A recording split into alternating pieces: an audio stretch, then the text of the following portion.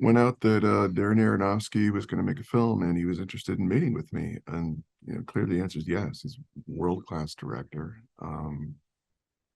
I sat down with him, and I knew very little about the project, apart from that it was the story of a man who had been living alone, who had certain regrets for his life choices, that he had been overeating to such the extent that it was very harmful to him and his health. And he had limited time, 5 days if, and he has an epiphany of sorts that he really has to accept the circumstances. But more than that, he must reconnect with his estranged daughter. And I knew only that. Darren explained to me that he didn't know if he was going to make the movie or not. It was really contingent on lots of things, namely, the elephant in the room was, who am I going to cast for the role? And I was hopeful that it would be me, but he had to explain that it would be creating a character body, much in the same way that you would do with any special effects, makeup, or costuming or apparatus, and that he had his longtime collaborator Adrian Moreau working for him on this, to create Charlie, a man who weighs hundreds and hundreds of pounds, who lives in his 2-bedroom apartment in somewhere Idaho, alone, and to do that with as much authenticity and dignity as is possible. So that meant creating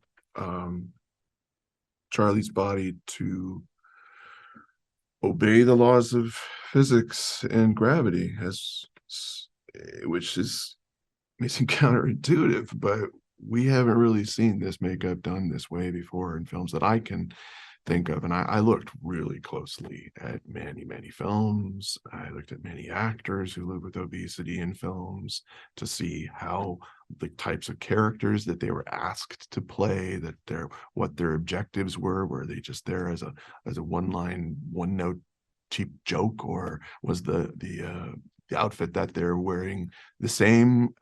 And I was comforted that in The Whale, this is not that. And an entire production team went into creating Charlie. And then there's the story that moved me in ways that I was not anticipating. I finally had sight of the screenplay. It rendered me speechless. It made me feel like, having kids of my own, that I could identify with the need to connect with your child, even when you think that it's impossible, as Charlie does, but you still must try no matter what. Clearly, my circumstances aren't the same as this character's, but it fueled me. It gave me a great deal of inspiration and strength, and it upped the stakes of everything that I felt I had to bring to playing the part of a man who is that first and foremost. He's a person, he's a human being, he's an educator, he's a father, he's an optimist.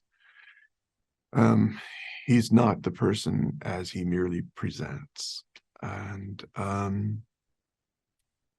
that beautiful dramatic conceit that Sam wrote the story hinged it on, asking us to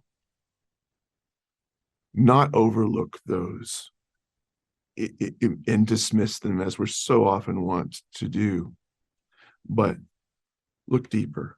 And by story's end, I knew that we would be challenged, if not outright converted, to admit that we're now going to reorient and gather ourselves about how we feel about this story and the vestiges of the prejudice that we do hold as a society walking into this, that will undoubtedly be changed by stories and